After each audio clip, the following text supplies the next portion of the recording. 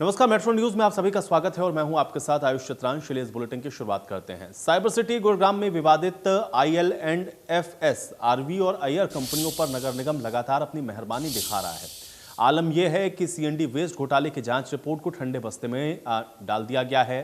निगम अधिकारियों ने करोड़ों के सब लेट कॉन्ट्रैक्ट और अवैध वसूली के मामले में जांच रिपोर्ट पर अब तक कोई कार्रवाई नहीं की है। इस जांच में दोषी पाए जाने के बावजूद भी कंपनी पर निगम कोई कार्रवाई नहीं कर रहा है। इस घोटाले में दोषी कंपनी पर कोई कार्रवाई न होने पर प्रशासनिक अधिकारियों ने भी चुप्पी साध ली है। नगर निगम के मेयर के द्वारा आरोपी कंपनी को ब्लैकलिस्ट करने का मामला दर्ज करने के आदेश के बाद भी कार्रवाई नहीं की गई है। इसके बाद नगर निगम मेयर और पार्षद ने भी प्रशासन के खिलाफ मोर्चा खोल दिया है। गौरतलब है कि 31 जुलाई को नगर निगम की बैठक में पार्षदों के हंगामे के बाद CND वेस्ट घोटाले की जांच की मांग उठी थी। हमारे संवाददाता दीपक शर्मा ने इस पूरे मामले का जायजा लिया है, देखिए। CND वेस्ट घोटाले मामले पर आखिर आरोपी कंपनी पर नगर निगम प्रशासन इतना मेहरबान क्यों है? ये वो प्रश्न है जो आज गुरुग्राम के तमाम पार्षद, मेयर टीम उठा रही है, गुरुग्राम के लोग उठा रहे हैं, लेकिन नगर निगम प्रशासन इस मामले पर कुछ भी कहने से बचता नजर आ रहा है।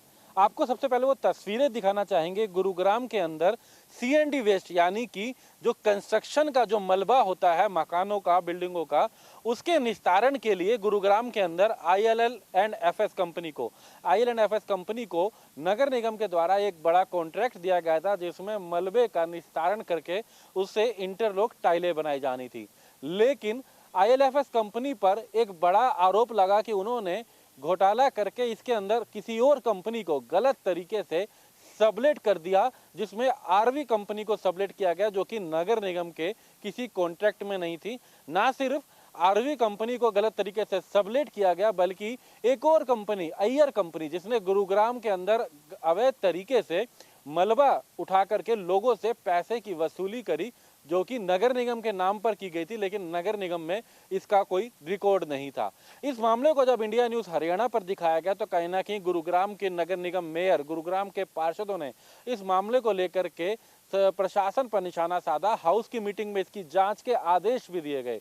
तकरीबन 2 महीने हो चुके हैं इस मामले की जांच के आदेश दिए, जिसके बाद एक SCS स्तर के अधिकारी से इस मामले की जांच करवाई गई थी और जांच में भी इस कंपनी को दोषी पाया गया। ये माना गया है कि कहीं ना कहीं घोटाला हुआ है। IL&FS ने गलत तरीके से एक आरवी कंपनी को सबलेट किया, जो कि नगर निगम के कॉन्ट्रैक्ट में नहीं था आरवी कंपनी, और ना सिर्फ उसको बल्कि एक अय्यर कंपनी ने अवैध तरीके से मलबे को लेकर के जो है वसूली करी, मलबा उठाया, लोगों से पैसा लिया नगर निगम के नाम पर। इसके बाद हालांकि गुरुग्राम में इस जांच रिपोर्ट आने के बाद इंतजार था कि शायद प्रशासन कोई कड़ी कार्रवाई करेगा, लेकिन किसी तरीके की कोई कार्रवाई अभी तक नहीं की गई है। हालांकि गुरुग्राम की नगर निगम की मेयर मधु आजाद ने और पार्षदों ने भी नगर निगम कमिश्नर को पत्र लिख करके यह कहा है कि इस IL&FS कंपनी को ब्लैकलिस्ट करके इनके खिलाफ मुकदमा दर्ज किया जाए, लेकिन नगर निगम कमिश्नर इस मामले पर केवल अभी जांच की बात कर रहे हैं, जिसकी रिपोर्ट उनके पास आ चुकी है और इस कंपनी से जवाब का इंतजार कर रहे हैं। सबसे बड़ी बात एक और यहाँ पर अगर करें तो इस मामले को लेकर के अय्यर कंपनी, जो कि जांच में भी पाया गया कि गलत वसूली, उसको लेकर के भी उनके खिलाफ मुकदमा दर्ज करने की बात की गई, लेकिन वहां पर भी कुछ नहीं हुई है। लेकिन हर बार की तरह नगर निगम कमिश्नर की बात की जाए या तमाम निगम के अधिकारियों की बात की जाए, वो इस मामले पर चुप्पी साधे हुए हैं और केवल इस कंपनी को समय पर समय दे दिया जा रहा है। यहाँ इस मामले पर अगर शहरी निकास एवं स्थानीय मंत्री की अनिल विज की बात करें तो वो खुद कड़ा रुख अख्तियार करके उन्होंने भी स्पष्ट कर चुके हैं कि किसी भी दोषी को बख्शा नहीं जाएगा। लेकिन अभी तक सभी को इंतजार है उस रिपोर्ट का, जिसमें इनको दोषी करार दिया गया, जिसमें इनकी कमी बताई गई कि आखिर कब उनके खिलाफ कार्रवाई होगी और आखिर क्यों नगर निगम कमिश्नर और तमाम अधिकारी इस मामले पर चुप्पी साधे हुए हैं। गुरुग्राम से कैमरामैन गीतम के साथ दीपक शर्मा, इंडिया न्यूज़ हरियाणा। गुरुग्राम के सेक्टर 14 राजपूत वाटिका में एक महापंचायत का आयोजन किया गया और राजपूत महासभा के सदस्यों ने विरोध किया कि कुछ लोग राजनीतिक फायदे के लिए सम्राट मिहिर भोज के इतिहास के साथ छेड़छाड़ कर रहे हैं और उसका फायदा उठाने के लिए उनके ऐतिहासिक जीवन के साथ फेरबदल कर रहे हैं, लेकिन इस तरह की हरकत बर्दाश्त नहीं होगी।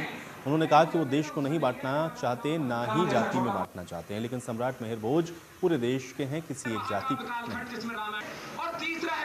और इन्हें आदि वराह कहा जाता है। राजपूत महासभा गुरुग्राम के द्वारा समस्त हरियाणा के राजपूतों को एकत्रित करके एक महासभा का आयोजन हुआ, महापंचायत का आयोजन हुआ। इतिहास चोरी का जो ये दुस्साहस करने का कार्य अन्य समाजों में हो रहा है और इसके पीछे मैं तो एक राजनीतिक षड्यंत्र बताता हूँ, क्योंकि पन्नाधाय जिसका दूध आज भी राजपूत समाज के युवाओं के रगों में है, उनको और समाज राजपूत को बांटने की बात करना ये सरासर गलत है। सामाजिक वैमनस्यता बनाना ये सरासर गलत है। समाज एकजुटता के साथ इस अपने इतिहास चोरी वाले विषय को रख रहा है, लेकिन अन्य किसी समाज की बुराई करने का उद्देश्य नहीं है। सभी समाज एक साथ रहें। वहीं गुरुग्राम के गोलफोर्स रोड पर नगर निगम के अधिकारी की मनमानी देखने को मिली है, जहां पर बिना किसी नोटिस को दिए ही अपने एरिया से बाहर जाकर के नगर निगम के अधिकारियों ने कुछ अस्थायी कमरों को तोड़ दिया। लाइसेंस कॉलोनी होने के बावजूद नगर निगम के एसडीओ संजोग शर्मा ने यह तोड़फोड़ की है, जबकि एरिया डीटीपी डिपार्टमेंट के अंदर आता है।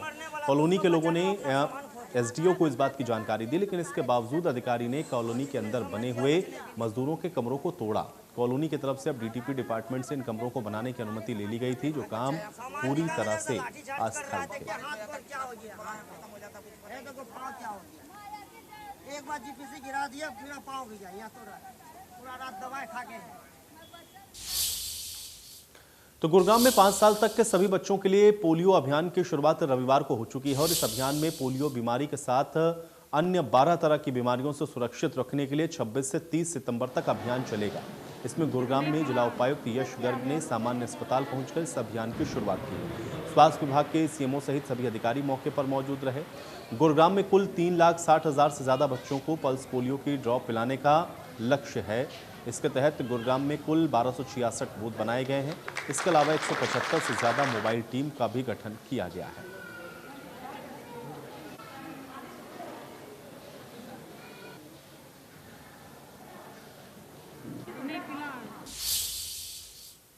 तो यूपीएससी ने सिविल सर्विसेज के फाइनल रिजल्ट को जारी कर दिया है और इसमें गुरुग्राम के नखडोड़ा गांव के रहने वाली निशा यादव ने यूपीएससी का एग्जाम क्लियर किया है।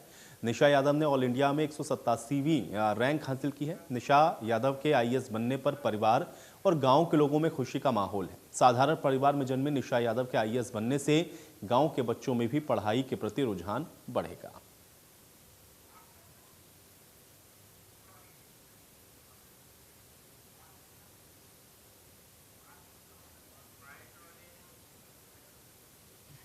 निशा यादव ने गांव का और अपने माता पिता का तो किया ही है, गांव का और पूरे ज़िले का नाम रोशन किया है।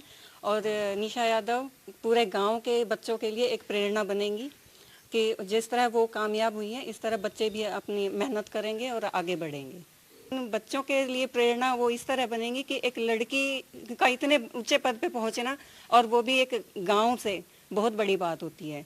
गांव के ज़्यादातर लोग लड़कों को कामयाब बनाने में ज़्यादा फोकस करते हैं, लेकिन जो माँ बाप अपनी बेटी को इतने ऊंचे पद पे लेके जा रहे हैं ना, तो वो बहुत बड़ी बात होती है।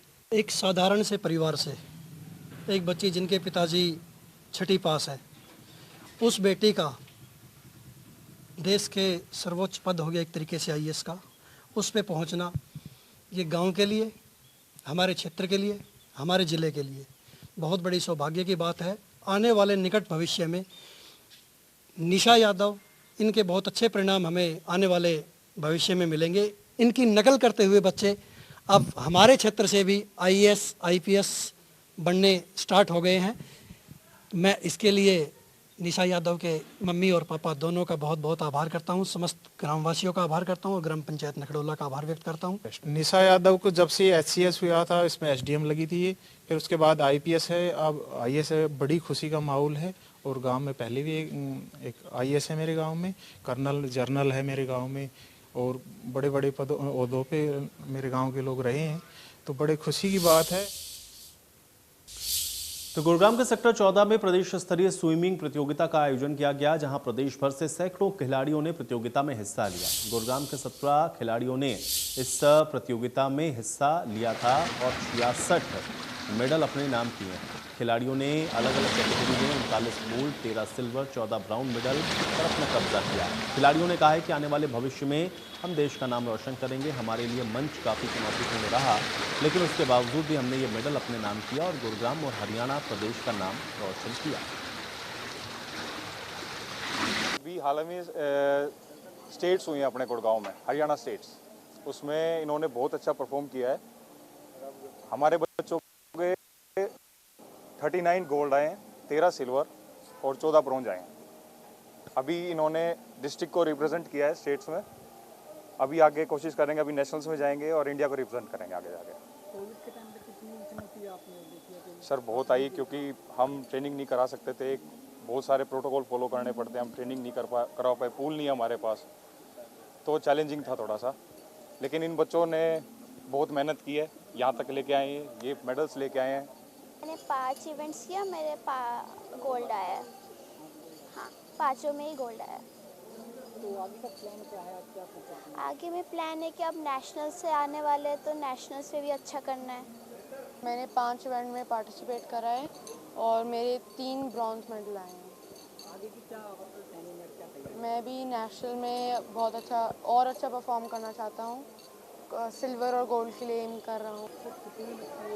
अभी हमारे बच्चे स्टेट में गए थे, तो बच्चे तो सारे ही गए थे, पर जो मेडल टैली थी वो थी 39 गोल्ड और 14 सिल्वर और इतने ही ब्रॉन्ज। तो बहुत अच्छा किया इन बच्चों ने। वो तो पूरे हिंदुस्तान ने लैग किया देखो, और ये बच्चे भी कर रहे हैं। देखो अभी कोशिश तो होती है कि आप स्विमिंग नहीं करवा रहे हो, स्विमिंग पूल बंद है, तो आपकी कोशिश होती है कि आप ग्राउंड में बच्चों को ट्रेनिंग कराओ कि उनकी ट्रेनिंग रुके ना, कहीं ना कहीं वो फिजिकल वर्क में है, स्विमिंग के लिए रेडी है। पर अब स्विमिंग खुल गया, तो अब हमारा मोटिव यही है कि अच्छा से अच्छा अब नेशनल आने वाले हैं। इन बच्चों में से 7 बच्चे नेशनल्स जाएंगे, वहाँ पर रिप्रेजेंट करेंगे हरियाणा को और हरियाणा के लिए मेडल लेके आएंगे। तो चलिए इसी के साथ रुक रहे हैं यहाँ पर एक छोटे से ब्रेक के लिए।